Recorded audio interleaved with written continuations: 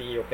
Bueno, ese era lo del plan de evaluación de la materia. Bueno, ya vieron más o menos en qué consistía la materia. Ahí les digo más o menos cuáles son los temas que vamos a cubrir. Le estaba comentando a Fernanda que, bueno, o sea, la idea del, ¿cómo se llama? El plan de evaluación que utilizaríamos sería, o mejor dicho, el horario de las clases sería una semana de teoría y una semana de práctica. O sea, el contenido de instrumentación es bastante largo, porque hay que cubrir muchos temas y entonces, y una vez que se hace cada tema teórico, la idea sería hacer la práctica.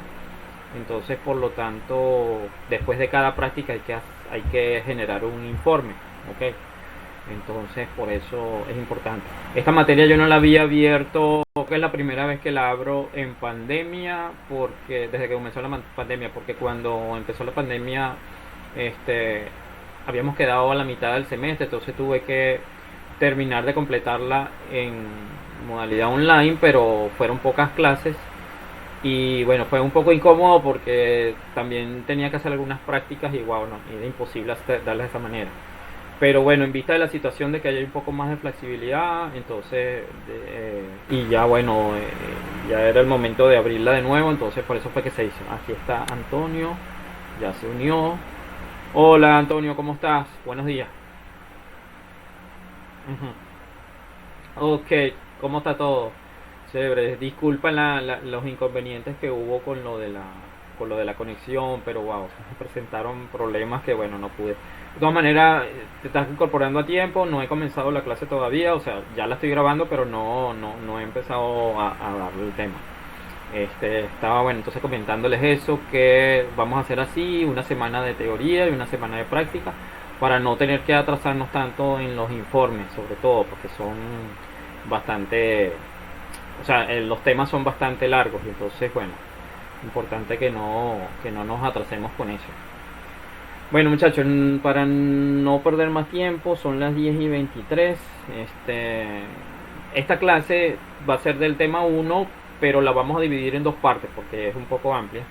Y es más que todo un repaso, o digamos no un repaso, sino digamos actualizarnos. Ustedes, yo siempre pregunto lo mismo, pero es que siempre me olvida. ¿Ustedes ven solamente física uno y ven física 2 también? ¿O solamente física uno? Ah, sí, ven física 2, ok. Entonces es importante, va a ser como un pequeño repaso de física 2 en la parte de los ¿cómo se llama? De manejo de los circuitos eléctricos, pero también le voy a agregar unas cosas nuevas que son herramientas que ustedes, ¿cómo se llama? Son herramientas que ustedes no es que la van a usar siempre, pero que les va a servir bastante para cuando ustedes vean geofísica de campo, ¿ok? Ya les estoy compartiendo aquí la pantalla y me avisan si todos la pueden ver. Todos pueden ver la pantalla ahorita. Ok, ok, sí, perfecto. este mm, sí, entonces son herramientas que en geofísica de campo les pueden ser muy útiles y bueno, para muchas otras cosas, porque estos temas, estos conceptos de electricidad les puede servir hasta para ustedes el del día a día, de cuando ustedes necesiten reparar algo y bueno, por lo menos tener unos conceptos eh, básicos de electricidad y electrónica son muy útiles, pues. Sobre todo en geofísica nosotros utilizamos equipos que en su mayoría son equipos electrónicos, ¿no? Y esos equipos electrónicos tienden a descalibrarse, tienden a veces también a dañarse. Y bueno, a veces es importante también saber cuándo se deben calibrar, cuándo se deben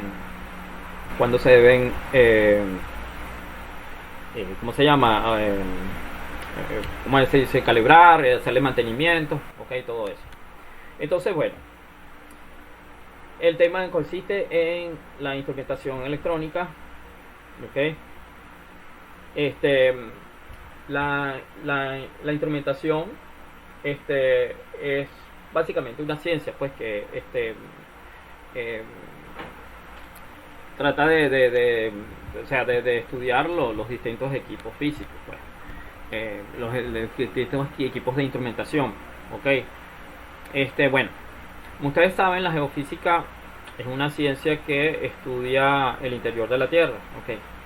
Y bueno, para hacer esas mediciones de las distintas propiedades físicas del terreno, nosotros necesitamos usar los instrumentos, ¿ok? Entonces, esos instrumentos pueden realizar mediciones directas o indirectas de distintas magnitudes físicas, ¿ok?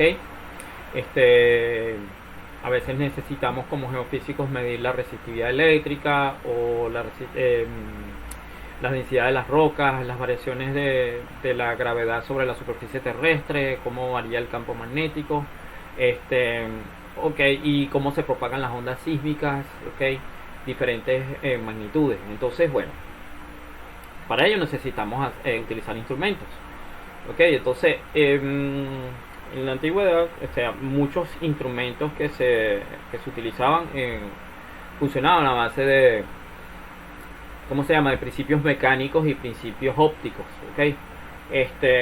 pero a raíz de distintos avances tecnológicos que hubo a finales del siglo XX, sobre todo por la invención del transistor,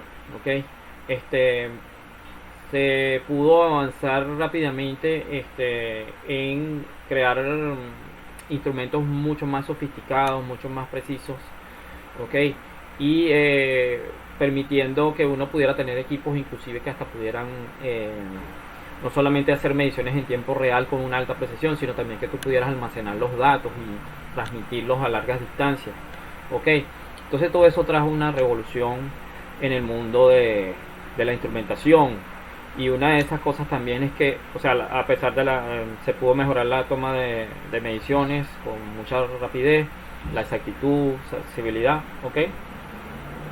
y además de eso también pudo abaratar el costo de los estudios y de los análisis, pues, y también de alguna manera al tú quitarle las partes mecánicas a los instrumentos y dejarle solamente partes eléctricas y electrónicas, eso de alguna manera pudo alargar más la vida útil de los instrumentos, y bueno, entonces, como les estaba diciendo, en geofísica utilizamos también instrumentos, y esos instrumentos obviamente no también avanzaron, pues, junto con toda esta revolución de, ¿cómo se llama?, con estas innovaciones que hubo tecnológicas para mejorar la precisión, entonces, pero bueno, muchos de estos equipos que utilizamos en geofísica, la mayoría son instrumentos sumamente sensibles, sumamente delicados. Debemos entender entonces cómo funcionan, cómo los debemos operar y cómo esos equipos pueden, cómo los podemos de alguna manera, en algunos casos no siempre es posible calibrarlos, o sea, no siempre es posible calibrarlo, pero quiero decir que siempre es fácil hacerlo en un laboratorio, por ejemplo como el que tenemos nosotros aquí en la universidad. A veces habría que enviarlo a una fábrica porque son equipos sumamente delicados, entonces solamente el fabricante es el que tiene esa capacidad, pero por lo menos saber cuándo está descalibrado. Y hay otros que sí podemos calibrarlo, que son sumamente más fáciles y más, o sea, no son tan difíciles de operar. Entonces, por eso es necesario entender el funcionamiento de operación de estos equipos, y eso es lo que vamos a tratar de ver en esta materia. Para que nosotros cuando hagamos una medición estemos seguros de que las mediciones las que estamos haciendo son las adecuadas. Entonces, en base a eso, bueno, nuestro objetivo tanto en este tema como en los siguientes es el de brindar los conocimientos teóricos prácticos que contribuyan a dar un uso apropiado y comprender el funcionamiento de los principales instrumentos que estamos utilizando en geofísica, y en este caso, en este tema en particular, los instrumentos que utilizamos para hacer mediciones eléctricas. En el caso particular, el multímetro y el osciloscopio, que lo vamos a utilizar en la práctica que vamos a hacer la semana que viene. Ok, entonces ok, ¿qué es la instrumentación? Bueno, no es más que un conjunto de técnicas y procedimientos y equipos que permiten cuantificar o estimar el valor experimental de una magnitud física determinada, ok, mediante el empleo de instrumentos de medición. Entonces, en ese caso, bueno, un instrumento de medición no es más que un aparato que se usa para comparar magnitudes físicas mediante un proceso de medición. Ok. Comunidades de medida, bueno, pueden utilizarse objetos que se toman en cuenta como si fuesen patrones de medición, ok. Este, eh, y bueno, esos patrones son establecidos como unos estándares. Lo importante es que esos no cambien en el tiempo, esas medidas no cambian en el tiempo. Y la medición, los resultados de esa medición resultan en un número que es la relación entre el objeto de estudio y la unidad de referencia. En este caso, los instrumentos de medición son el medio por el que se hace la conversión lógica. ¿Okay? Las características principales de los instrumentos de medición, o mejor dicho, una de las principales características de los instrumentos de medición es la precisión. ¿Okay? La precisión es la capacidad que tiene un instrumento de dar el mismo resultado siempre en diferentes mediciones realizadas bajo las mismas condiciones. ¿Okay? Si ustedes repiten una medida, y esa medida se repite o está muy cerca del valor que estamos tomando, entonces ese instrumento va a ser muy preciso, ¿ok? Porque en diferentes condiciones y en diferentes momentos la medida siempre está tomando un valor parecido. Entonces ahí es cuando decimos que el instrumento es preciso. Está también la exactitud, que uno siempre tiende a confundirla con la precisión, pero son dos cosas diferentes. En este caso, es la capacidad de un instrumento de medir un valor cercano al valor de la magnitud real. ¿Okay? Entonces, ¿qué pasa? Fíjense, dijimos que la precisión era la capacidad que tiene un instrumento de dar la misma medida en diferentes cuando se hacen diferentes mediciones y bajo las mismas condiciones. Pero en este caso, la exactitud es cuando el instrumento te da un valor muy cercano a la magnitud real. Entonces, el hecho de que un instrumento sea preciso no quiere decir que sea exacto, y viceversa. El hecho de que el instrumento sea exacto no quiere decir que sea preciso. ¿Ok? Ya lo vamos a ver con un ejemplo que les voy a poner. Otra característica que tiene un instrumento es es la apreciación. ¿Ok? ¿Y qué es el valor más pequeño que puede tener un instrumento de medida? Por ejemplo, cuando ustedes tienen una regla graduada, una regla como la que usan en dibujo o lo que sea, la medida más chiquita es en milímetros, ¿verdad? Entonces esa es la apreciación de ese instrumento, de esa regla. ¿Okay? El valor más pequeño que puede medir el instrumento. En este caso, si estamos hablando de la regla, sería el milímetro. ¿Okay? Mientras que está también la sensibilidad. ¿Ok? Y entonces la sensibilidad viene siendo algo así como la relación del desplazamiento entre el indicador del instrumento y la medida real. ¿Ok? Entonces, como por ejemplo cuando ustedes están midiendo, por decirles algo, o sea, ustedes por ejemplo tienden a tocar el volumen del televisor, por ejemplo, y con una perilla. Entonces si ustedes mueven un poquito el volumen, si tiene poca sensibilidad, entonces a lo mejor tienen que mover mucho la perilla, ¿no? Para poder aumentar mucho el volumen. Ok, pero si es muy sensible, con un pequeño movimiento el volumen aumenta muy grande, ¿no? Entonces eso, pues, o sea, qué tan sensible es a una variación, pues, ok, del indicador de la medida. Es más o menos eso es lo que sería la sensibilidad. Entonces, para ver la diferencia entre qué es la precisión y qué es la exactitud, vamos a verlo con este ejemplo. ¿Ok? Y bueno, por ejemplo, imagínense ustedes que ustedes están lanzando un dardo, ¿verdad? Todos me están escuchando, ¿no? A veces me gusta hacer estas preguntas porque no sé si pierdo el audio. Todos están ahí, perfecto. Ok. Bueno, imagínense que ustedes ustedes han lanzado los dardos a una diana. ¿Alguna vez han jugado eso? Lanzamiento de dardos. Ok. Ok. Bueno, pero sí lo han visto, ¿no? Que ustedes ponen como decir un blanco en una pared. Ok. Y ustedes han lanzado dardos. Entonces, imagínense que una persona hace lanzamientos de dardos, ¿verdad? Y en los primeros lanzamientos esa persona obtuvo un resultado como este. Ok, esos 3 puntos que aparecen allí, obviamente no tiene buena puntería, ¿verdad? Salieron los ¿cómo decir? Los lanzamientos quedaron prácticamente fuera del blanco. Entonces, si nosotros dijéramos que este fuese un instrumento, ¿ok? O esta persona que hizo ese lanzamiento no es ni exacta ni tampoco es precisa, porque no está dando en el valor real que vendría siendo el centro, y también los valores están muy dispersos. O sea, al ser dispersos los valores, entonces no tiene buena precisión, y al estar lejos del valor central no tiene exactitud.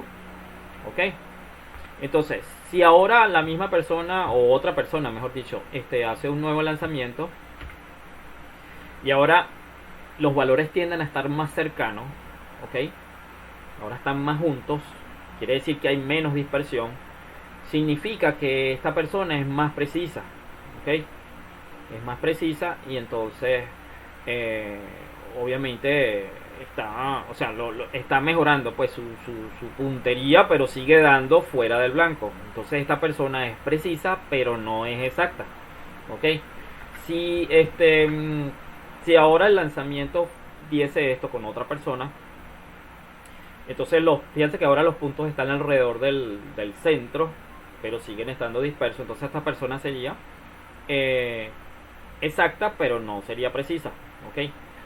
Y este último, ya los valores están tanto más cercanos al valor central, como también hay mucha menos dispersión. Entonces esta persona sería precisa y también sería exacta. Entonces, si comparamos esto con un instrumento, lo ideal sería, ¿cuál sería la situación más ideal de todas estas? De estas 4 que les estoy... La última, ¿verdad? La última, porque tenemos valores precisos y tenemos valores exactos. Ok, entonces esto sería un instrumento muy preciso. Ok, voy a usar aquí la herramienta del puntero para estar mejor. Ok, este sería el valor más preciso y más exacto. Ok, entonces esta es la condición ideal que debería tener cualquier instrumento de medida. Entonces, bueno, ustedes me pueden interrumpir en cualquier momento para hacerme cualquier pregunta que deseen hacer. Bien, ¿se entiende esto, no? Correcto. Perfecto. Entonces vamos a continuar.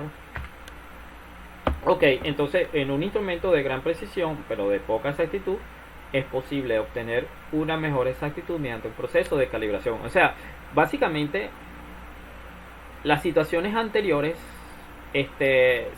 o sea, se pueden corregir simplemente haciendo un proceso de calibración, pues. O sea, cuando hacemos un proceso de calibración es como decir, hacer que el instrumento sea más preciso y sea más exacto, ¿ok? Entonces eso es lo que se busca cuando se está haciendo un proceso de calibración. Entonces, ¿qué es la calibración? Bueno, un conjunto de operaciones que se establecen bajo condiciones específicas, la relación entre los valores de una magnitud indicada por un instrumento o sistema de medición, o los valores representados por una medida materializada o material de referencia, y los valores correspondientes de la magnitud realizados por patrones. O sea, básicamente es un proceso de ajuste de las mediciones para que el instrumento sea más preciso y sea más exacto. ¿Okay? Eso es lo que se busca hacer con un proceso de calibración. Entonces, para calibrar un instrumento se necesita disponer, obviamente, de un valor patrón, de una medida de otra medida que esté hecha previamente, pero que sea sumamente precisa para nosotros poderla comparar y llevar esa información al instrumento que nosotros queremos calibrar. ¿Ok? Entonces, se necesita disponer de una medida de mayor precisión que proporcione el valor convencionalmente verificable, el cual se utilizará para compararlo con la indicación del instrumento que está siendo sometido a la calibración. Entonces, esto lleva un conjunto de pasos, ¿ok? Hasta llegar al patrón primario, que constituye lo que se conoce como la trazabilidad. ¿Ok?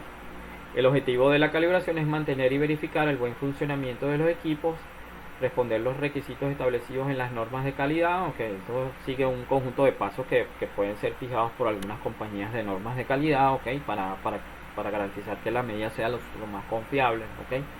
Nosotros no llegaremos a ese punto, ¿no? Porque no tenemos tampoco tanta precisión aquí digamos, en laboratorio. Pero en el caso de que se quieran hacer como calibraciones de alta precisión, obviamente esto tendría que certificarlo un organismo de control de calidad. ¿Ok? Los instrumentos de medida requieren ser calibrados con más frecuencia cuando son más exactas sus muestras, es decir, cuanto menor sean las tolerancias de error. Ok.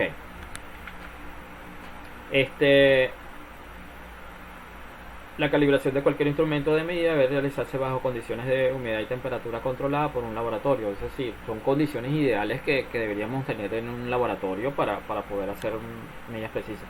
Hay algunas que no se necesitan tanto cuidado, ¿ok? Pero hay otras que sí. Entonces, una calibración muy sofisticada, por ejemplo, como la de un gravímetro, hay algunas que podríamos hacerlo en el laboratorio, pero otras sí habría que enmendarlo a la fábrica para que el fabricante los haga con mucha precisión.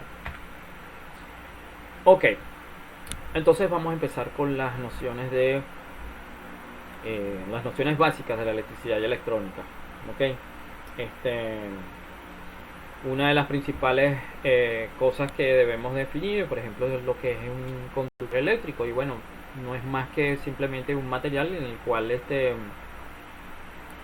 las partículas que tienen carga en la estructura atómica, que vienen siendo los electrones, o en el caso de las sustancias, por ejemplo, estas sustancias electrolíticas contienen iones, ¿ok?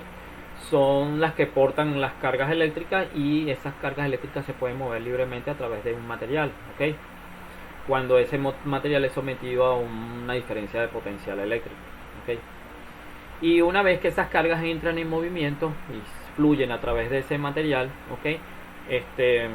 O se mueven dentro de ese material, es lo que se produce o lo que se conoce con el nombre de una corriente eléctrica, ¿ok? Existen diferentes materiales conductores, ¿ok? Pero generalmente los mejores conductores vienen siendo los conductores metálicos, ¿ok?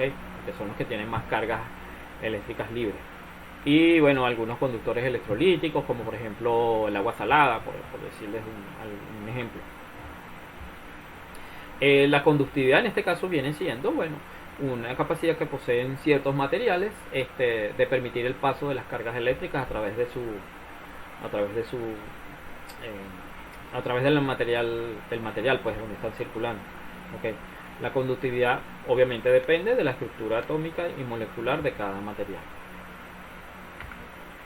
Todo este material yo también se los voy a hacer llegar, además de que yo le voy a enviar en este video, yo también se los voy a hacer llegar a través de guías, ¿ok? De hecho ya hay algunas que están puestas. La de la clase de hoy ya también está puesta, pero le estoy haciendo una modificación, ¿ok? O sea que se las voy a actualizar. O sea, la que está puesta ya le sirve allí en la carpeta de Google Drive, pero la voy a actualizar ahorita más tarde o más tardar mañana, ¿ok? Perfecto. Entonces, debido a las capacidades que tienen los materiales de permitir el flujo de cargas, de cargas eléctricas, tanto en mayor como en menor grado, entonces podemos tener diferentes tipos de conductores, ¿ok? Estos conductores pueden ser, los conductores propiamente dichos, pues, los semiconductores, los aislantes y los superconductores. Los conductores simplemente son los materiales que obviamente conducen la electricidad con mucha más facilidad, ¿ok? Se caracterizan por poseer muchos electrones libres en su estructura atómica, ¿ok? Y de hecho los mejores conductores, como ya les acabo de mencionar, son los metálicos, ¿ok? Este, sus electrones en la última capa, en el último nivel de energía, están prácticamente libres, ok, y entonces eso, una vez que se le aplica una diferencia de potencial, esas cargas se pueden mover con mucha facilidad, ok. Ejemplos pueden ser el aluminio, el cobre, el oro, ok.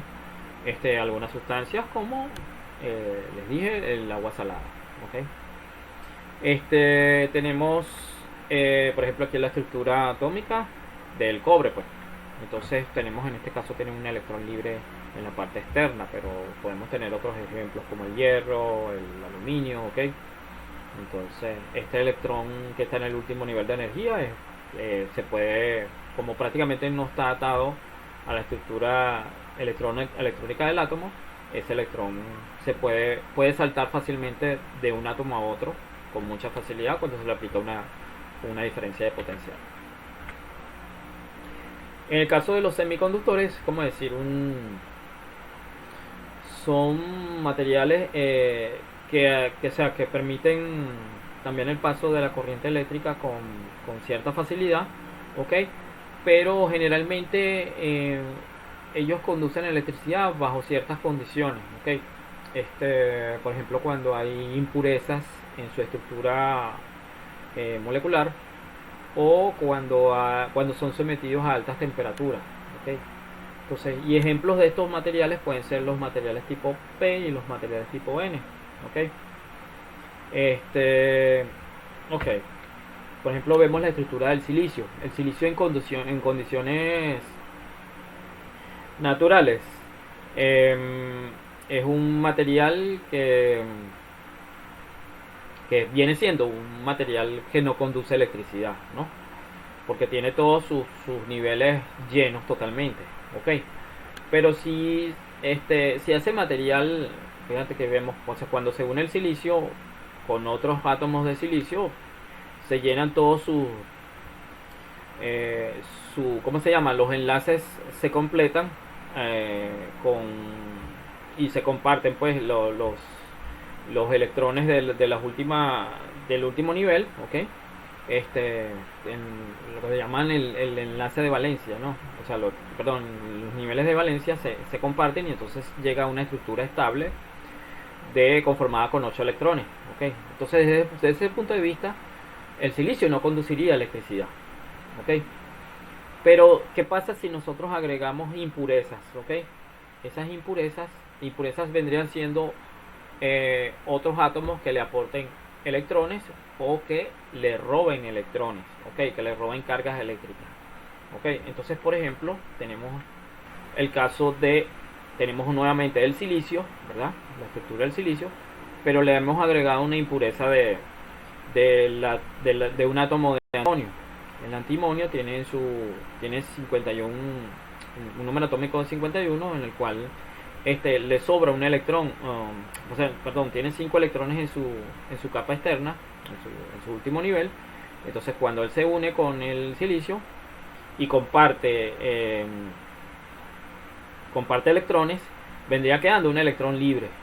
Ese electrón libre es el que permitiría si hay varias impurezas de átomos de antimonio y al someterlas a una diferencia potencial, ese electrón quedaría libre y permitiría el paso de la corriente.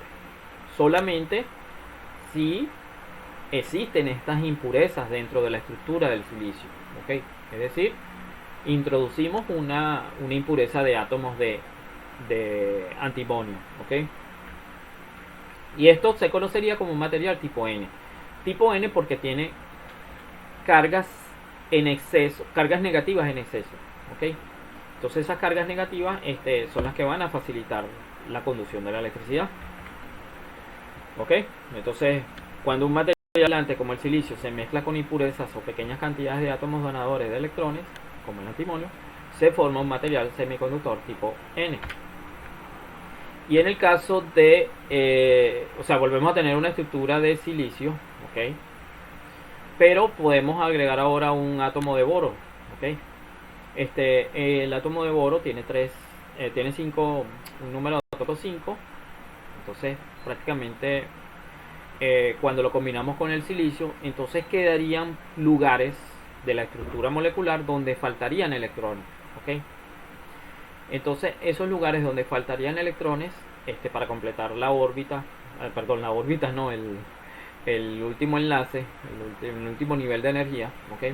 Este, esa, esa, esa posición que se denomina hoyo, ¿ok? En esta posición donde falta un electrón, prácticamente vendría siendo como, o sea, podríamos verlo como si fuese una carga positiva que está ahí presente, ¿ok? Entonces imagínense más átomos de boros en toda esa estructura, entonces eso formaría muchos lugares con cargas positivas, ¿ok? Son lugares donde pudiera ocuparlo un electrón, ¿ok? Entonces este material es que se conoce como material tipo P, que es lo que vendría siendo un semiconductor, ¿ok? Un semiconductor tipo P porque tiene cargas en exceso, cargas positivas en exceso, ¿ok? Entonces eso es lo que vendría siendo un material tipo P. Tenemos materiales tipo N y materiales tipo P. Cuando nosotros unimos un material tipo N y un material tipo P, podemos formar ¿cómo se llama? El semiconductor más básico que se usa en la electrónica, que es el diodo, ¿ok? Y una de las ventajas, las características del diodo es que solamente permite el paso de corriente en una sola dirección. Y los diodos son muy utilizados en electrónica y en especial los circuitos que utilizamos, por ejemplo, en el circuito de medición de resistividades, utiliza diodos para poder rectificar la corriente continua, ¿okay? Para dejar pasar la corriente en una sola dirección. Ok, les repito, cuando tengan alguna duda me pueden preguntar. Tenemos los materiales aislantes. Bueno, los materiales aislantes es todo lo contrario a un material conductor, pues son materiales que obviamente no permiten el paso de la electricidad con facilidad, ¿ok? Son materiales que obviamente tienen sus últimos, por ejemplo, si estamos hablando de estructura electrónica, prácticamente no tienen electrones libres. Ejemplos puede ser el vidrio, la baquelita, grafito, el silicio, ¿okay? Derivados plásticos, etcétera, ¿okay?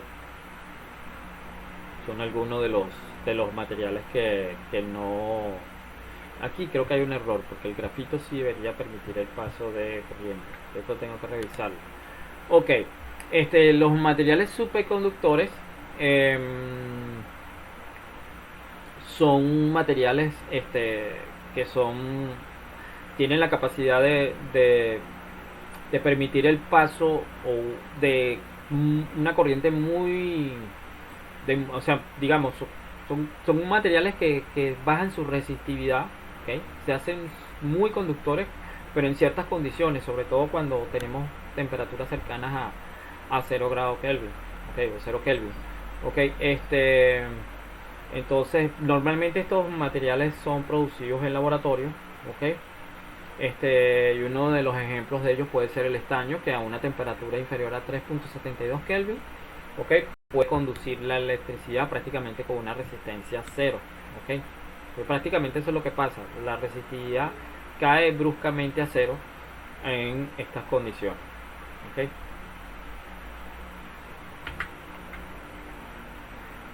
Bueno, las magnitudes eléctricas que son más básicas utilizadas, ¿okay? Pueden ser de tres tipos, que pueden ser, por ejemplo, el voltaje o la diferencia de tensión, la diferencia de potencial, ¿okay? Que denominamos con la letra B, ¿okay? No es más que la energía necesaria para mover un cierto número de cargas, ¿okay? A través de un campo eléctrico, ¿okay? Entonces esta esta diferencia de potencial puede ser expresada como por la letra B, ¿ok? Como la diferencia de potencial, que aquí la denominamos delta U, dividido entre la carga, la cantidad de carga necesaria. U otra forma de verlo es como decir, la derivada del trabajo realizado entre el tiempo, ¿ok? La unidad que más se utiliza es el voltio. Ustedes se pueden imaginar la diferencia de potencial como, por ejemplo, cuando ustedes tienen, vamos a suponer una represa. Si una represa está a muy poca altura, eh, la cantidad de agua que sale a través de esa represa se van a mover, o sea, todas van a tener la misma velocidad, pero digamos que se van a mover un poco más lenta, ¿ok? Mientras que si está a una mayor altura, ¿ok? Van a tener mayor energía, ¿ok? Entonces se van a mover mayor cantidad, ¿ok? No es lo mismo mover una cantidad de carga si estamos hablando en el caso de la represa, no es lo mismo mover una cantidad de agua si la represa está a una baja altura o si está más alta, ¿ok? Entonces más o menos es lo que está pasando con la diferencia de potencial, ¿ok? La energía que es necesaria para mover un conjunto de cargas a través de un conductor, ¿ok? Y bueno, entonces como dijimos ya la unidad es el voltio y es equivalente a un joule por coulomb, ¿okay? Tenemos también la intensidad de corriente, que es la carga eléctrica que circula por un material conductor por unidad de tiempo, o sea, cuántas cargas eléctricas van a atravesar un conductor o una sección de conductor por unidad de tiempo.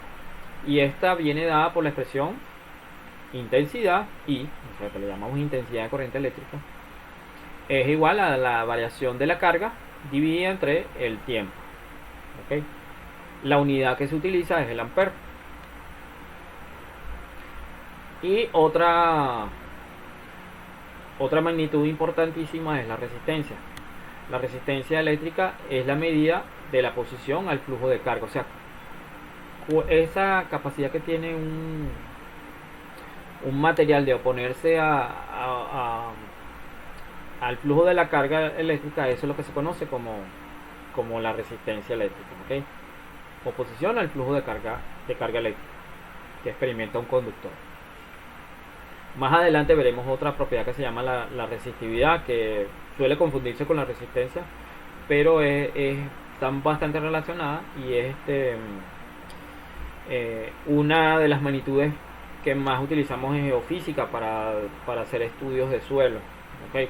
Aplicando los métodos eléctricos. Ok, hay muchos conductores, ¿okay?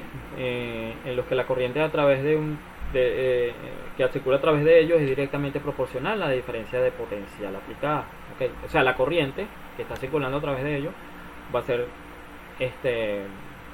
proporcional al voltaje que se le está aplicando, ¿okay? Entre sus extremos. Entonces cuando tenemos eso, ¿okay? Cuando esos materiales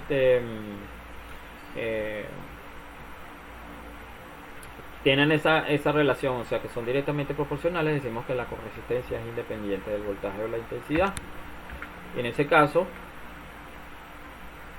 podemos decir que tenemos la ley de lo que se conoce como la ley de Ohm. Ok, la ley de Ohm, que ya ustedes la conocen, es una expresión que relaciona la intensidad de corriente con la resistencia. Okay, el voltaje que estamos midiendo, o el voltaje que se le está aplicando, pues la diferencia de tensión que se le está aplicando a un conductor, está relacionado con la intensidad de corriente y la resistencia del propio material. Ok, y esta es la expresión: voltaje igual a intensidad de corriente por la resistencia. Ok, entonces como dijimos, es la ley de Ohm, es conocida ¿cómo se llama? Es conocida la ley de Ohm en honor a George Simon Ohm, ¿ok? Quien estudió la relación que existe entre la intensidad de corriente eléctrica, su fuerza electromotriz y su resistencia. Ok, entonces, ¿qué pasa con esta propiedad? Bueno, simplemente nosotros aplicamos una diferencia de potencial a un conductor y dependiendo de la resistencia que este material tenga, va a hacer circular cierta cantidad de corriente. ¿Qué sucede? Que no todos los conductores van a obedecer a la ley de Ohm. Okay. En algunos casos, estos materiales, si obedece a la ley de Ohm, los llamaríamos que se trata de un conductor óhmico. Pero mientras el material no obedece a la ley de Ohm, entonces diríamos que es un material no óhmico. Y aquí podemos ver unos ejemplos. Fíjense que acá tenemos una resistencia constante, que sería la pendiente de la recta formada entre el voltaje aplicado y la corriente que se está produciendo. O sea, no importa el voltaje que apliquemos, ni la intensidad de corriente que tengamos, siempre la resistencia va a ser la misma. ¿Okay? Entonces, ese sería un material óhmico. Pero cuando la resistencia varía en función de los cambios de voltaje y de corriente, entonces ahí decimos que este material es no óhmico.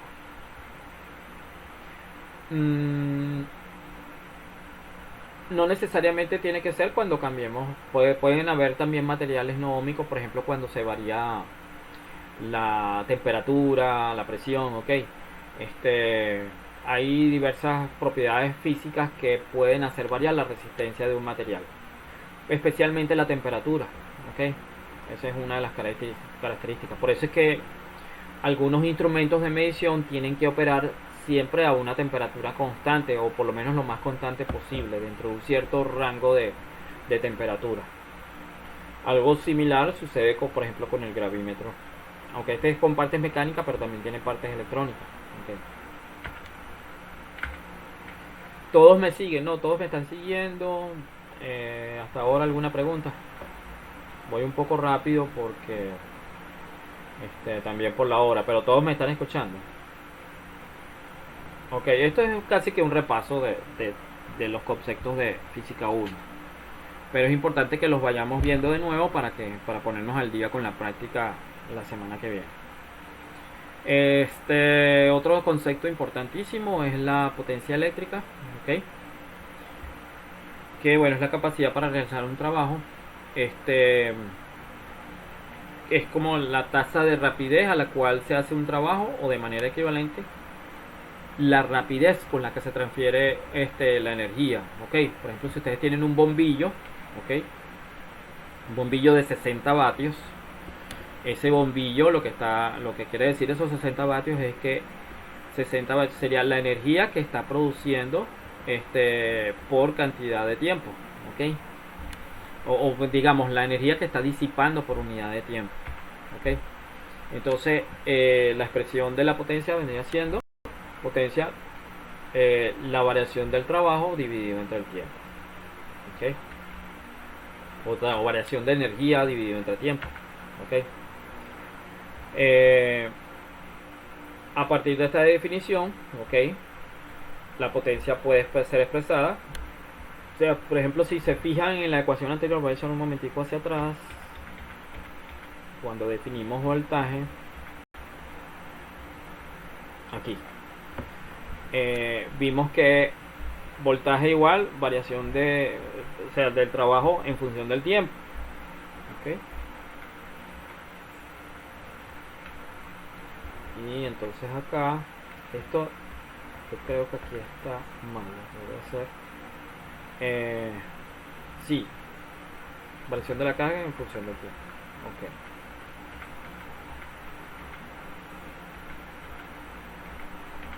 Entonces acá podemos decir que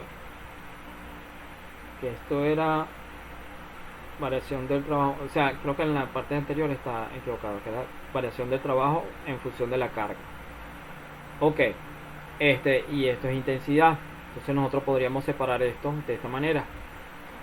Variación de trabajo en función del tiempo es igual a la derivada de la carga en función del tiempo multiplicado por la derivada de la carga en función del tiempo. Y esto lo podemos expresar, esto que tenemos acá es voltaje, o sea que la ecuación anterior está equivocada, es variación de trabajo en función de la carga y la derivada de la carga en función del tiempo. O sea, lo que hicimos fue como descomponerlo. Entonces esta expresión que tenemos acá es voltaje y esta expresión que está aquí es corriente. Entonces, una vez que tenemos esto, bueno, podemos definir la potencia como potencia es igual a la diferencia de potencial por la corriente, ¿ok? Que es una expresión más general de la potencia. La unidad que se utilizan normalmente para expresar la potencia eléctrica es el vatio, ¿okay? O el watts, que debería ser la forma más adecuada, ¿okay? Y las unidades se pueden ser expresadas a un vatio es igual a un joule por segundo, ¿okay? Entonces fíjense, variaciones de energía, ¿okay? Por segundo o por unidades de tiempo, ¿okay? Fíjense que como ya conocemos la ley de Ohm y ya conocemos que la potencia está relacionada con el voltaje y la corriente, nosotros pudiéramos también expresar la potencia en función de la ley de Ohm, ¿okay? Como potencia es igual a la resistencia por I cuadrado, o sea, la resistencia por la intensidad de corriente al cuadrado, o potencia es igual voltaje al cuadrado dividido entre la resistencia, ¿okay?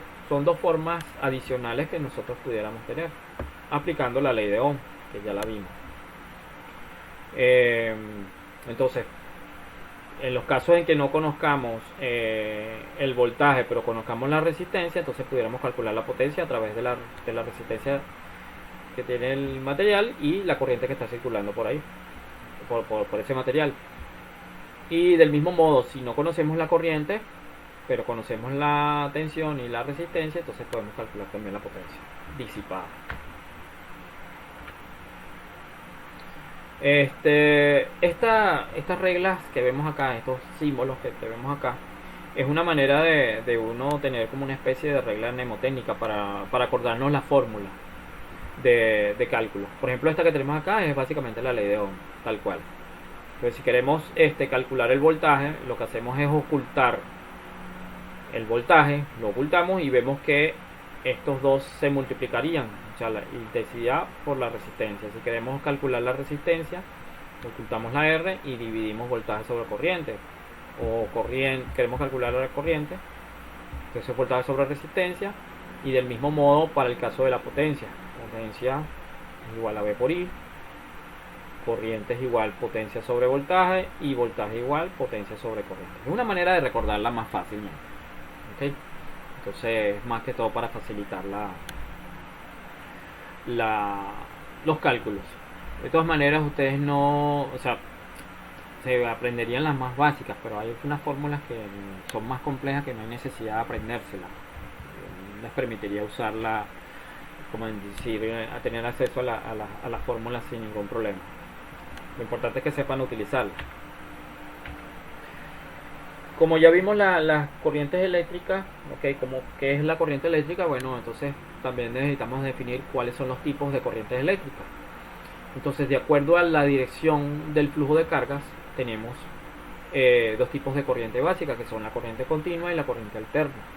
Y aquí es muy importante entender ambos conceptos, porque esto también es importante para entender los métodos eléctricos, que los vamos a ver más adelante a lo largo del curso. Entonces la corriente eléctrica, la corriente continua o corriente directa también se le conoce, ¿ok? Es cuando el flujo de cargas eléctricas solamente se desplaza en una sola dirección, ¿ok? A lo largo de un conductor por un tiempo indefinido, pues. Entonces, si esos movimientos de cargas eléctricas viajan en una sola dirección a través del conductor, entonces por ejemplo, el voltaje puede mantenerse constante a lo largo del tiempo, ¿okay? Y eso es lo que decimos que es un voltaje de corriente continua, ¿okay? Entonces siempre las cargas eléctricas en este caso se mueven en una sola dirección. Pero en el caso de la corriente alterna, en este caso el flujo de cargas, ¿ok?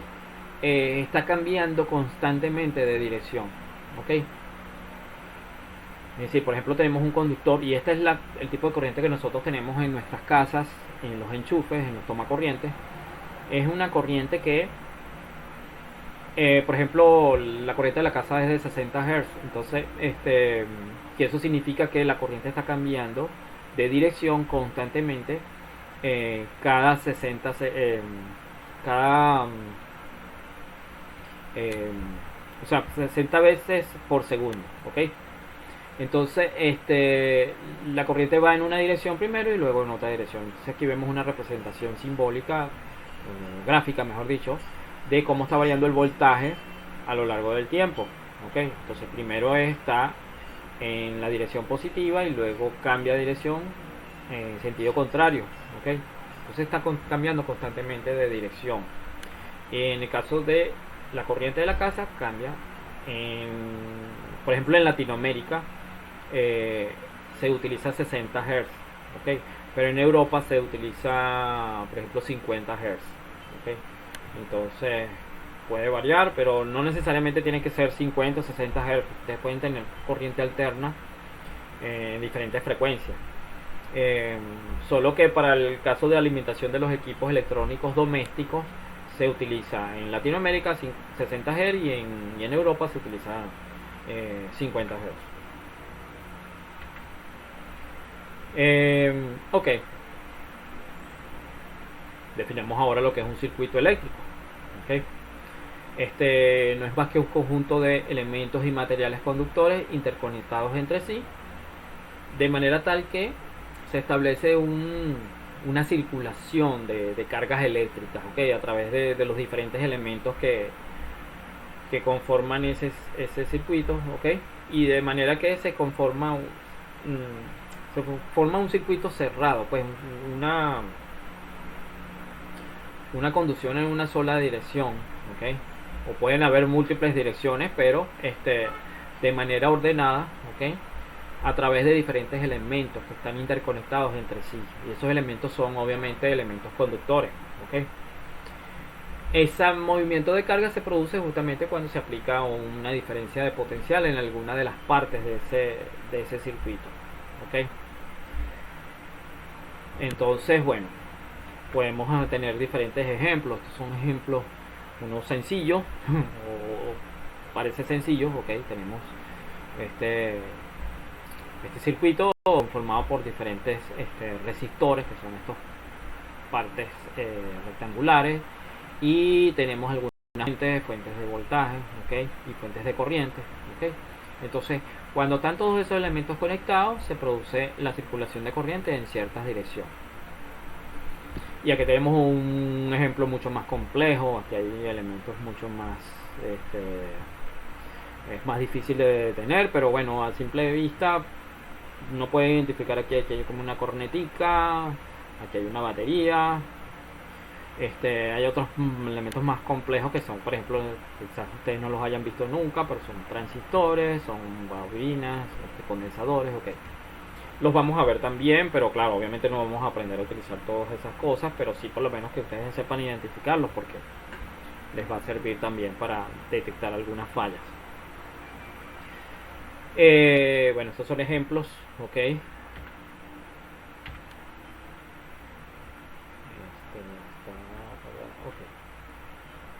Y bueno, de acuerdo a cómo se conectan estos elementos resistivos, ok, por ejemplo, estos componentes en un circuito, podemos tener circuitos resistivos en serie o podemos tener circuitos resistivos en paralelo, ¿ok? O también podemos tener circuitos combinados, ¿ok? En un circuito en serie, circuito resistivo en serie, entonces y lo llamamos resistivo porque está conformado básicamente por elementos que lo que hacen es simplemente oponerse al paso de corriente, ¿okay? Pero pueden haber otros tipos como circuitos capacitivos, circuitos inductivos, ¿okay? Pero en este caso solamente el más básico, que son los circuitos en serie. ¿Ok? Se caracterizan por que la misma corriente presentan la misma corriente en todos sus componentes. ¿Ok? La tensión total es la suma de la tensión presente en cada elemento resistivo, y la resistencia total es la suma de todas las resistencias. Entonces, por ejemplo, aquí tenemos un circuito conformado por dos resistores, vamos a llamarlos resistores, ¿okay? Que son estos dos símbolos que aparecen acá, y una pila o una batería, que es la que le suministra una diferencia de potencial. Entonces, dado este circuito, se produce una caída de tensión en esta primera resistencia o en este primer resistor, y luego se produce otra caída de tensión en este segundo resistor. Pero la corriente que circula es la misma a través de cada elemento. O sea, la corriente que pasa por esta batería es la misma corriente que pasa por este resistor y la misma corriente que pasa por este resistor. Entonces se está produciendo una caída de potencial en cada una de estos elementos. ¿Ok? Entonces, si nosotros quisiéramos aplicar la ley de Ohm a este circuito, tendríamos estas operaciones. Por ejemplo, siempre vamos a tratar de seguir una dirección, y digamos que para facilitarnos el trabajo vamos a hacerlo en la dirección de sentido contrario de las agujas del reloj, perdón, en sentido de las agujas del reloj. Entonces tenemos, por ejemplo, entonces si nosotros seguimos acá, nos conseguimos con este voltaje que, o sea, vamos de menos a más. Entonces vamos a colocarle un signo menos delante del voltaje, que es el voltaje total, más el voltaje que se produce en el resistor 1. Fíjense que la resistencia tiene una polaridad inversa a la batería, igual esta otra. Entonces, como se está oponiendo al flujo de corriente, o sea, la corriente va en esta dirección, y como la resistencia se opone a ese flujo de corriente, entonces por eso es que el signo más está al contrario, ¿okay? Siempre al contrario de donde viaja la corriente. Entonces tenemos menos el voltaje, ¿verdad? Más el voltaje V1, porque me consigo este positivo acá, más el voltaje V2, ¿ok? Entonces la sumatoria de esos voltajes debería ser igual a 0, ¿ok? Y como es la misma corriente que circula por ambas resistencias, yo puedo sustituir V1 por R1 por I y R2 por I. ¿Ok? O sea, el voltaje 2 es R2 por I. Entonces, porque es la misma corriente para ambas resistencias. ¿Ok? Agrupo las resistencias. ¿Ok? Me queda esta expresión y yo puedo despejar acá, ¿ok? Las resistencias, ¿verdad? Me queda R1 más R2 igual voltaje sobre la corriente, que es igual a la resistencia total, ¿ok? Y entonces obtenemos que la suma de las resistencias R1 y R2 es igual a la resistencia total. Es decir, que yo puedo transformar este circuito a una sola resistencia, que es esta que está acá. Resistencia total es igual a R1 más R2. Ok, este es simplemente un circuito en serie. Esto es un repaso. Quizás los aburro un poco con esto, pero es importante porque vamos a ver algunos ejercicios de estos que los vamos a necesitar. Tenemos los circuitos resistivos en paralelo. Ok, en este caso la tensión es la misma para ambos elementos, ¿okay? O para todos los elementos que estén conectados en paralelo. En este caso tenemos dos resistencias conectadas en paralelo. Fíjense, es paralelo porque el punto es común, ¿verdad? Los extremos de ambas resistencias o resistores están conectados en un punto común, que son este y este. ¿Okay? Y ese punto común está conectado a su vez a la batería. Okay, a la fuente de alimentación. Ok, entonces la tensión es la misma en todos sus componentes. La corriente total es la suma de ambas corrientes, ¿ves? O sea, esta corriente que circula por R1 y esta corriente que circula por R2, al sumarlas obtengo la corriente total. Okay. Y ¿cómo se llama? El inverso de la resistencia total es la suma del inverso de cada resistencia. Entonces cuando aplicamos las ecuaciones, como ya dijimos, la corriente 1 y la corriente 2 me permiten obtener la corriente total. Si yo sustituyo, o sea, aplico la ley de Ohm para el resistor 1 y el resistor 2, entonces obtengo voltaje sobre resistencia 1 más voltaje sobre resistencia 2, sigue siendo igual a la corriente total. Saco factor común voltaje y despejo para obtener la resistencia total, que sería el inverso de la resistencia total, sería igual a la sumatoria de los inversos de cada resistencia. Aquí tengo un error que lo tengo que corregir. Esto es R1, 1 sobre R1 y 1 sobre R2. Disculpen eso, lo voy a corregir antes de enviárselo. Ok, pero ya saben que está equivocado. ¿Me siguen todo hasta ahora? ¿Alguna pregunta? ¿Qué hora es?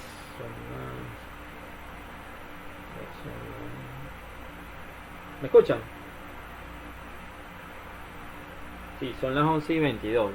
Ok, perfecto. Perfecto. Vamos bien en tiempo. Ya. Perfecto, gracias. Gracias por estar allí. A veces les hago la pregunta, pero es porque a veces, es que me ha pasado otras veces, estoy hablando y resulta que sin querer no me doy cuenta y a lo mejor se cayó el internet o a lo mejor se fue la luz y no sé, no me he dado cuenta y yo sigo hablando y hablando y entonces no sé si están allí, entonces por eso les hago la pregunta. Ok. Otro tipo de circuitos que son importantes conocerlos, serían los circuitos divisor de tensión, que básicamente sigue siendo un circuito en serie, ¿okay? Pero la característica principal de este circuito en serie es que me permite obtener voltajes más pequeños a partir de un voltaje más grande, ¿okay? Entonces es un conjunto de dos o más resistores conectados en serie a una fuente de alimentación, cuyas caídas de tensión respectivas corresponden a un valor de R sub n sobre R sub t veces el valor de voltaje total aplicado al circuito. ¿Qué quiere decir esto? Este circuito que tenemos acá, fíjense. Tenemos una pila o una batería conectada a dos resistores que están en series, ¿verdad? Entonces, entre el resistor 2, o digamos en los terminales del resistor 1, en este punto y este punto, hay una caída de tensión. ¿Okay? Y esa caída de tensión yo la puedo ver si yo conecto un instrumento para medir el voltaje entre estos dos puntos. ¿Okay? Y entre estos dos puntos, entre los extremos de R2, también puedo ver otro voltaje de salida. ¿Okay? Si yo sumo B2 y B1, me debería obtener el voltaje B. ¿Okay? Entonces, eso es lo que se conoce como un divisor de tensión.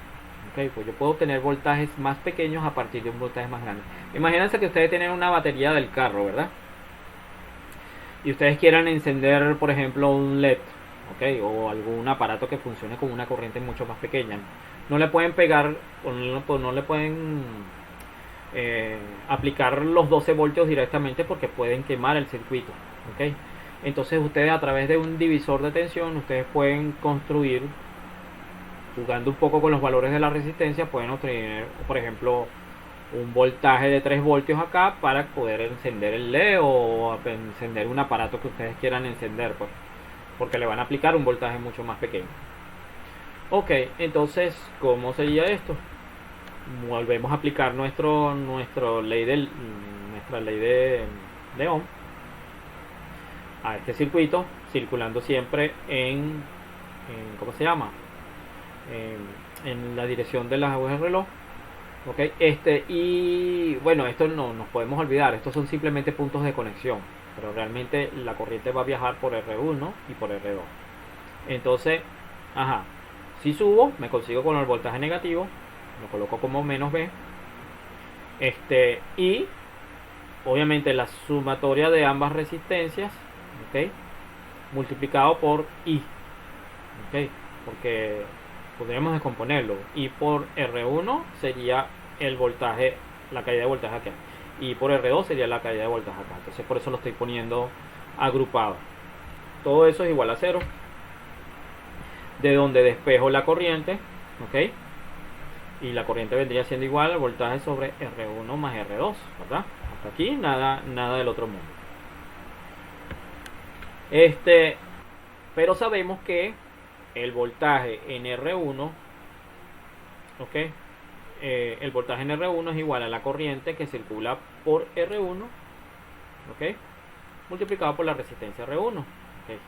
Y del mismo modo el voltaje en R2 sería igual a I por R2. Y como vemos esta expresión, simplemente sustituimos este valor aquí donde está I y obtenemos que el voltaje 1, una vez que simplifiquemos todo, es igual a la resistencia 1 dividido entre la suma de las resistencias por el voltaje total. Y del mismo modo, el voltaje 2 es igual a la resistencia 2 dividido entre la sumatoria de las resistencias multiplicado por el voltaje total. Es sumamente sencillo, ¿ok? Entonces, simplemente la caída de tensión en cada resistencia es igual a al valor de la resistencia entre la suma de las resistencias multiplicado por el voltaje total. Ese es un divisor de tensión, ¿ok? Y puedo hallar los voltajes respectivos simplemente aplicando estas formulitas. Fíjense que aquí en estas fórmulas ya no me hace falta conocer la corriente que estoy aplicando. Entonces puedo directo, simplemente si conozco este voltaje y conozco los valores de la resistencia, entonces puedo hallar los valores de tensión. O viceversa, si yo quiero hallar los valores de las resistencias que debo usar para conocer estos valores de voltaje que necesito, o sea, si conozco los voltajes de salida, entonces yo simplemente lo que hago es despejar quién es R1. Ok, se pone un poquito lenta la pantalla. Ok, en el circuito divisor de tensión, por ejemplo, si quisiéramos aplicar, si tuviéramos más resistencias conectadas en serie, ok, entonces podríamos aplicar esta fórmula, que es la misma anterior, pero está más generalizada, ok. Entonces, el circuito de tensión, divisor de tensión, es muy útil cuando se desea obtener tensiones o voltajes más bajos a partir de una tensión más alta, como puede ser una batería de 12 voltios o un generador de 110, etc. ¿Ok? Entonces, es simplemente eso. Yo puedo tener diferentes valores de tensión a partir de, o sea, diferentes valores de tensión más pequeños a partir de un voltaje mucho más grande. Y así como tenemos un divisor de tensión, también tenemos un divisor de corriente.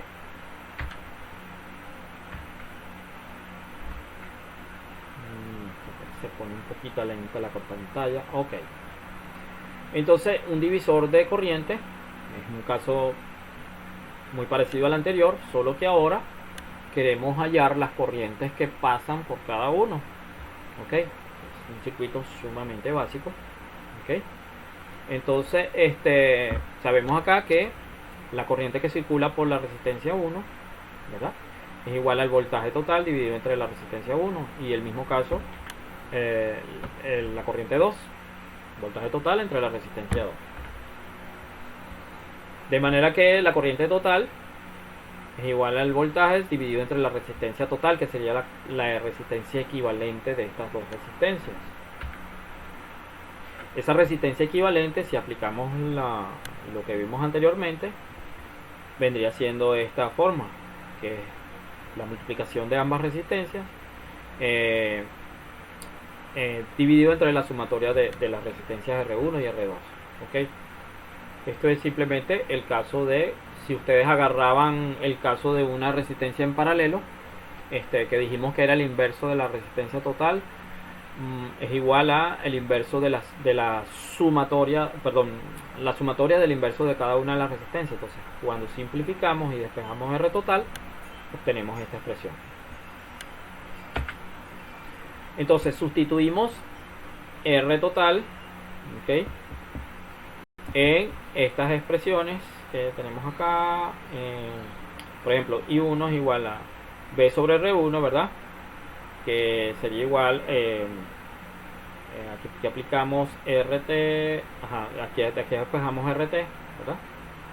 Y lo sustituimos acá, ¿okay? Esta expresión que tenemos acá. Y cuando simplificamos, obtenemos que la corriente 1 es R2 sobre R1 más R2 multiplicado por I. Y del mismo modo, la corriente 2 es igual a R1 sobre R1 más R2.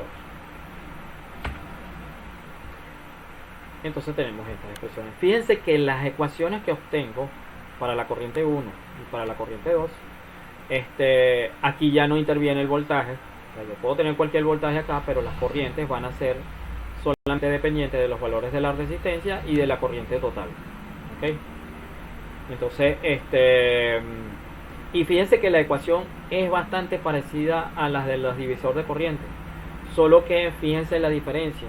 En el anterior caso, el voltaje 1 era igual a la resistencia 1 sobre la sumatoria de las resistencias, pero aquí es al revés. La corriente 1 es igual a la resistencia 2 dividido entre la sumatoria de las resistencias multiplicada por la corriente.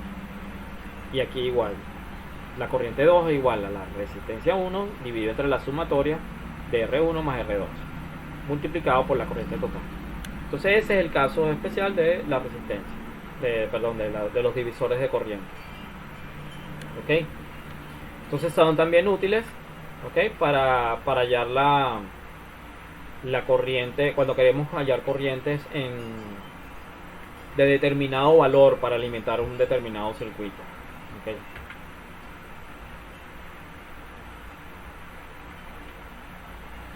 Entonces, como dijimos acá, esta diapositiva está repetida. Ok. Ya vamos a terminar. Nos faltan unos últimos conceptos. Entonces, vamos a ver rápidamente lo que es la ley de Kirchhoff. Ok. Y bueno, la ley de Kirchhoff surge en virtud de que la ley de Ohm no siempre es suficiente para analizar cualquier circuito.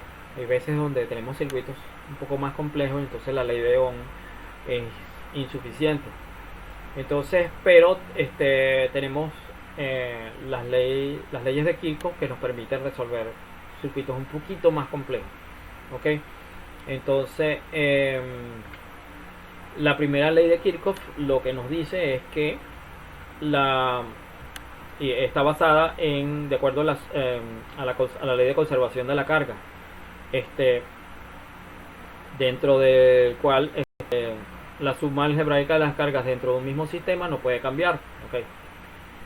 La ley de corrientes de Kirchhoff, ¿okay? Que es la que se conoce, vendría siendo la primera ley de Kirchhoff, conocida como ley de corrientes de Kirchhoff, establece que la suma algebraica de las corrientes que entran o salen de un nodo es igual a 0. O sea, cuando llamamos un nodo es simplemente un punto en común donde se conectan varios cables, ¿no? Varios cables o varios conductores. ¿Okay? Ese punto común, que está acá, fíjense que aquí en este dibujo hay unas corrientes que entran a ese punto o a ese nodo o a ese punto de conexión, que sería I1, I3, ¿verdad? Y I4, perdón. I1, I3 y I4 están entrando a ese nodo y hay dos que están saliendo. Entonces, si yo sumo todas las corrientes que entran y salen en ese nodo, la sumatoria de las corrientes debería de ser igual a 0, porque tiene que cumplirse la ley de la conservación de la carga. O sea, no puede haber ni creación ni destrucción de cargas. ¿Okay? Entonces tenemos esta expresión, la sumatoria de n igual 1 hasta n, que sería la cantidad total digamos de cables, de corrientes que entran, ¿okay? Al nodo, sería igual a 0. ¿Okay? Entonces eso es lo que dice la primera ley de Kirchhoff. La segunda ley, por el contrario, se basa en el principio de la conservación de la energía. ¿Okay? Es decir, la energía no se puede crear ni se puede destruir. Entonces, la ley de tensión de Kirchhoff establece que la suma algebraica de todas las tensiones alrededor de una trayectoria cerrada o malla es igual a 0. Llamamos malla, obviamente, una trayectoria cerrada, que es como la que vimos anteriormente, ¿verdad? Entonces, este circuito que tenemos acá, vemos que la corriente está circulando en una dirección. Pues tenemos un voltaje 1, un voltaje 2, un voltaje 3. O sea, estas son dos fuentes, V1 y V4 son dos fuentes de tensión con determinadas polaridades. Y tenemos tres resistores. Estos son resistores, un resistor acá y otro resistor acá, con sus respectivos voltajes que están consumiendo. Entonces, cuando yo sumo todos los voltajes a lo largo de esta malla, vamos a llamarla malla, este circuito cerrado, ¿ok? Cuando yo sumo todos esos voltajes, también debería darme cero. Eso siempre tiene que ocurrir. Entonces, la sumatoria desde 1 hasta n de todos los elementos que están contenidos dentro de la malla, ¿ok? De todos los voltajes, ¿ok? De todos esos elementos que están contenidos dentro de la malla debería ser igual a cero, ¿ok? Entonces, esos son los dos postulados principales de la ley de corrientes de Kirchhoff. En la siguiente clase vamos a hacer algunos ejemplos de ejercicios, pues, de cómo resolver problemas con estos circuitos. Y ya vamos a terminar. Este es el último tema. Se me fue hacia atrás. Ok. Entonces, también como teníamos la ley de Kirchhoff para resolver circuitos complejos, también a veces también las leyes de Kirchhoff no son tan, o sea, sí se pueden resolver, pero también quizás se haga un poquito más engorroso resolver circuitos con ley de Kirchhoff en algunas ocasiones. Y esas ocasiones son casos especiales para los cuales existen las transformaciones delta estrella, ¿okay? Entonces, en muchos casos no es fácil resolver circuitos mediante la aplicación de las leyes de ecuaciones descritas anteriormente, tanto la ley de Ohm como las leyes de Kirchhoff, ¿okay? Entonces, puedes utilizar análisis de Kirchhoff, ¿ok? Pero entonces el problema es que tendrías que hacer sistemas de ecuaciones muy complejos, ¿ok? Entonces, para ello lo ideal sería tener alguna manera más fácil de resolver ese tipo de circuitos, ¿ok? Entonces, en estos casos podría ser conveniente simplificar el circuito mediante el empleo de las transformaciones delta o estrella. ¿Okay? Entonces, por ejemplo, fíjense, aquí tenemos una configuración delta, o también llamada configuración pi. ¿Okay? Delta porque tenemos tres nodos, o sea, estos puntos A, B y C, ¿verdad? Este y este, en los cuales tenemos tres resistores, ¿okay? entre cada nodo, ¿okay? Estos nodos están conectados a otro elemento. Vamos a suponer que nosotros tuviéramos, por ejemplo, digamos que tuviéramos otra resistencia acá. Disculpen que no soy muy bueno dibujando. Tenemos otra resistencia que está por acá conectada. Tenemos otra resistencia que está por acá dibujada. Y digamos que aquí hay otro circuito. De pronto aquí pueden tener ¿cómo se llama? Una batería. Okay. Aquí podríamos tener cosa por aquí arriba, otra resistencia, no importa, lo que sea. Pero por ejemplo, ¿cómo resolverían este circuito? No sería tan fácil porque tenemos este nodo acá. Entonces, lo ideal sería que estos tres elementos los pudiéramos llevar a algo más fácil. Es equivalente a esto. Esto que está acá, esto que ustedes ven acá, que es la configuración delta o pi, es equivalente a esta que está acá. Fíjense que el punto B simplemente lo abren para que esta resistencia quede en dirección vertical, ¿verdad? Y sigue siendo el mismo punto porque este punto y este punto siguen estando conectados, ¿okay? Entonces, por eso es que esta forma tiene forma de un delta o de un triángulo invertido, y esta tiene forma de una letra pi, pues, porque tiene esta resistencia acá, esta resistencia acá y esta resistencia acá. Se parece un poco al símbolo pi, digamos que por eso es que lleva ese nombre, ok. Entonces voy a borrar acá.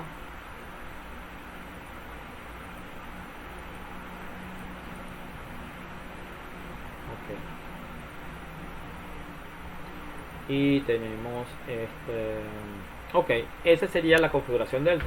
Y tenemos la configuración estrella, que es básicamente parecida a la anterior. Tenemos esta, tenemos otra vez los nodos A, B y C, ¿verdad? Sobre los cuales también habrían otros elementos conectados, pues, pero no es fácil resolver esto por el sistema por leyes de Kirchhoff o por la ley de Ohm. Entonces, y esta misma otra es equivalente a esta, solo que hemos aplanado estas dos resistencias, se han colocado en dirección horizontal y esta permanece en dirección vertical, pero son exactamente los mismos circuitos, ¿okay? Como ustedes las quieran llamar, o estrella o en T. Entonces esta T porque tiene forma de T. Ok, entonces nosotros en estos casos pudiéramos aplicar unas ciertas transformaciones para llevar de la configuración delta a la configuración estrella, o de la configuración estrella a la configuración delta, según la forma que ustedes quieran aplicar para facilitar un poco los cálculos.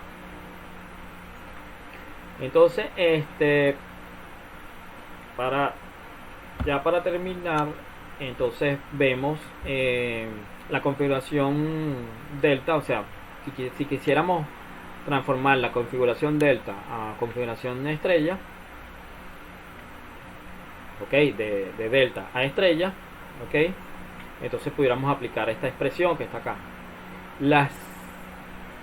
¿Cómo se llama? Las deducciones de esta fórmula son sencillas pero son largas, entonces no las vamos a hacer aquí. Yo aquí les voy a poner directamente los resultados de la fórmula. Entonces, si yo quisiera obtener R1, okay, el valor de esta resistencia que debería estar conectada en el punto A, okay, entonces yo debería aplicar esta, que vendría siendo las resistencias que están alrededor, fíjense, RB y RC, okay, las multiplico, los valores, y los divido entre la sumatoria de todas ellas, ¿verdad? RA más RB más RC, ¿okay? Para que si tengo esta configuración y conozco todos los valores de la resistencia y quiero pasarlas a la configuración estrella, simplemente multiplico estos dos que están opuestos al extremo A o al nodo A, ¿verdad? Multiplico esas dos y la divido entre la sumatoria de todas las resistencias. Si quiero hallar el siguiente, que sería R2, que sería esta que está aquí abajo, de igual modo, entonces me voy acá, multiplico RC por RA y lo divido entre la sumatoria de todas las resistencias. Y aquí tengo esta otra. Y si quiero hallar R3, me voy otra vez para acá, este nodo, multiplico RA y RB y lo divido entre la sumatoria de todas las resistencias. Ese sería el resultado. Entonces, nuevamente, yo pudiera hacerle la demostración de cómo se obtiene esto. No es nada del otro mundo, es bastante fácil, pero llevaría varias líneas de cálculos. De todas maneras está en los libros si ustedes los quieren consultar, ¿ok? Pero no es nada difícil obtener estas expresiones. Del mismo modo, puedo hacer lo contrario, puedo pasar de estrella a delta, ¿ok? Entonces voy a pasar de estrella a delta, entonces la operación es al contrario. Pudiera usar las expresiones anteriores, pero tendría que hacer un despeje que también es largo. Entonces, bueno, le voy a colocar la forma directa. Si yo quiero obtener RA, fíjense dónde está RA. RA es opuesta al nodo A, RB es opuesta al nodo B y RC es opuesta al nodo C. Ok, entonces, y aquí los tenemos. Entonces, si yo quiero calcular RA, que es esta que está acá, entonces yo lo que hago es multiplico R1 por R2, le sumo R1 por R3, le sumo R2 por R3. O sea, las permutaciones de la multiplicación de cada uno de los resistores originales. R1 por R2 más R1 por R3 más R2 por R3. Aquí no se repiten los valores. Y todo eso dividido entre la resistencia opuesta a RA, que es esta, ¿verdad? Ya está aquí. ¿Okay? O sea, al punto donde está RA, que es R1. Esa sería RA. Del mismo modo, si quiero hallar RB, que es la opuesta al nodo B, vuelvo a hacer todas las permutaciones de multiplicar cada par de resistencia y la sumo. ¿Ves? Dividido entre R2, que es la opuesta a RB. ¿Ves? Y del mismo modo, RC sería la opuesta del nodo C. ¿Okay? Entonces, nuevamente, fíjense que en todas tienen los mismos, el numerador siempre es el mismo. ¿Okay? Pero aquí ahora estaría dividido entre R3 opuesta a RC. Y eso sería todo. ¿Alguna pregunta, muchachos y chicas? ¿Alguna pregunta? ¿Me siguen? ¿Todos bien? Perfecto. Ok. Sí, las preguntas surgen después cuando empiecen a hacer los ejercicios y todas esas cosas. Bueno, correcto. Bueno, esto es la clase de hoy. Falta otra parte de la clase que esa sí va a tener que ser grabada. Voy a intentar enviárselas, no creo que hoy, pero voy a tratar de enviárselas más tardar el fin de semana.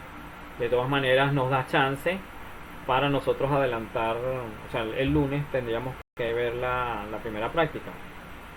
Ok, y el lunes va a ser un poco lenta la cuestión porque quizás tengamos algunos inconvenientes que me estoy pensando que va a haber, porque bueno, el laboratorio, a pesar de que fui ahorita hace unas semanas atrás, como tuvimos la salida de campo, pero resulta ser de geofísica de campo, resulta ser que justo después de las vacaciones, sabe que con las reparaciones que hubo en la universidad, hubo eh, algunos salones que se inundaron por el trabajo que están haciendo de impermeabilización, y uno de ellos fue el laboratorio. Entonces las cosas quedaron desordenadas allá adentro, no nos dio chance con la cuestión de la salida de campo, no nos dio chance de ordenar todo eso. Entonces, bueno, va a tocar llegar y buscar las cosas, a ver dónde están para hacer la primera práctica. Entonces, bueno, voy a tratar de todas maneras llegar temprano el lunes para poder organizar todo y podamos hacer la práctica sin ningún inconveniente. Pero como les dije, o sea, vamos a empezar a hacer la práctica y hasta donde lleguemos ese día, y la otra parte la continuaremos el jueves. ¿Ok? Entonces eso es lo que haremos. Me disculpan que fui tan rápido con la clase, pero bueno, la idea era también para recuperar un poco el tiempo que perdimos antes. ¿Ok? De todas maneras, esto está quedando grabado, yo le voy a enviar también la guía. Y bueno, lo último que quería enviarles, si me quieren hacer alguna pregunta. Ok. ¿Perdón? ¿El qué salón?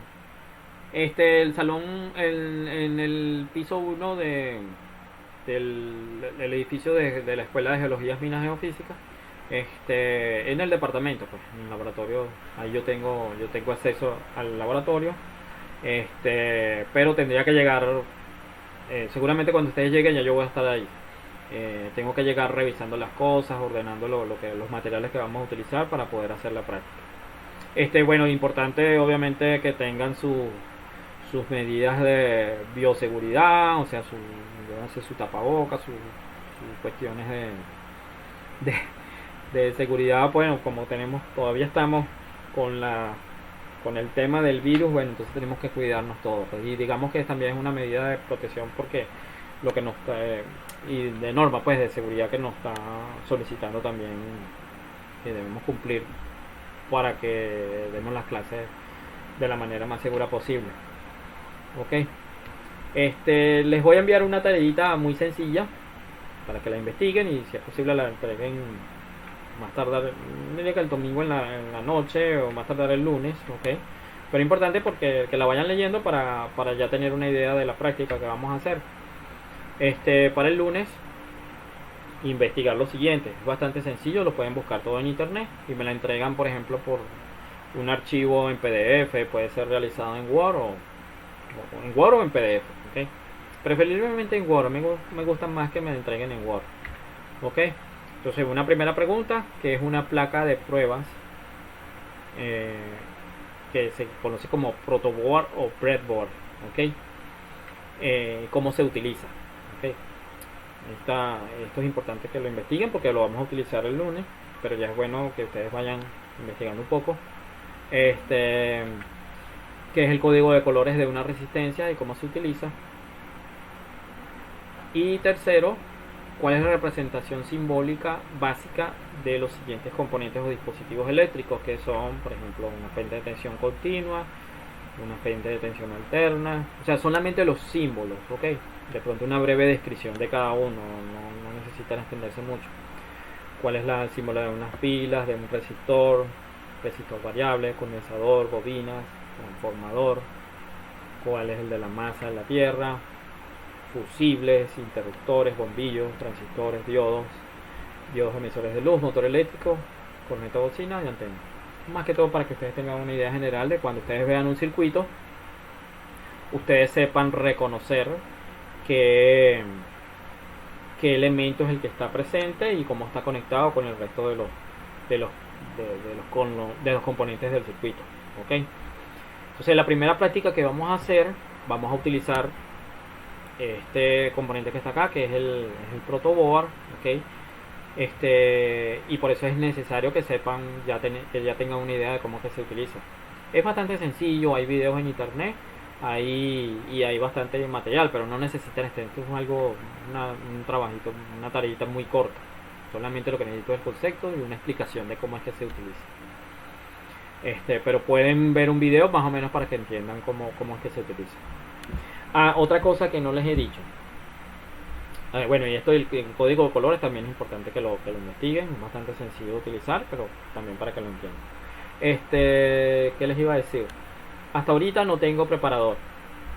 Y bueno, no sé si vaya a poder tenerlo. Tendría que hacer un concurso para tener preparador. Voy a tratar de hacerlo. Pero voy a también decirle a algunos de los estudiantes que ya vieron la materia, a ver quiénes me pueden colaborar. Pero por los momentos el preparador soy yo. Ok, entonces voy a tratar también de estar allí siempre presente en las prácticas y bueno, para también supervisar todo el trabajo y les voy a ir diciendo cómo van a ir haciendo para que vayan entendiendo cada una de las actividades que vamos realizando. Bueno, entonces quedo pendiente de enviarles la otra parte de la grabación del tema. Por eso les dije que es bastante largo, entonces y tenía que dividirlo, y lo ideal era darle la clase hoy porque si no, bueno, me sigo atrasando. Pero yo creo que ya la semana que viene ya nos empezamos a poner al día. Bueno, nada, alguna otra pregunta que tengan, alguna otra consulta que quieran hacer. Les voy a pasar por correo mi teléfono. Me pueden hacer consultas por ahí. Sería bueno que creáramos un grupo. No sé si alguno de ustedes, o después que ustedes me pasen sus números, yo puedo hacer el grupo. Pero necesito que que nos comuniquemos por un grupo para yo poder tener comunicación más directa con ustedes. Ok, un grupo de WhatsApp.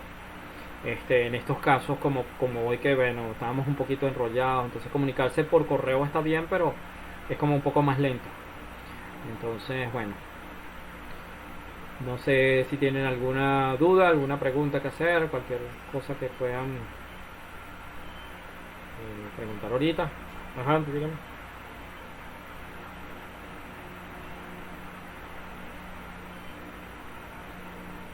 Perfecto. Correcto, correcto. Sí, la grabación la empiezo a montar desde una vez. Va a tardar unos minutos en subir, dependiendo de la velocidad de la conexión. Y le envío la guía. Sí, le voy a enviar una primera parte, pero la guía completa es cuando termine de grabar el tema 2, ¿okay? Perdón, el primer tema, que es la otra parte. Y bueno, sí. Una vez que ya lo tenga listo, le envío un correo para avisarle que ya está montado todo en la carpeta de Google Drive. ¿De acuerdo? Bueno, entonces disculpen los inconvenientes con la conexión. Y bueno, espero que no vuelva a suceder próximamente. Pero estamos en contacto por esta vía, pues. Y entonces, y próximamente por el grupo de WhatsApp para que podamos resolver todo. Ok. Chévere, pues.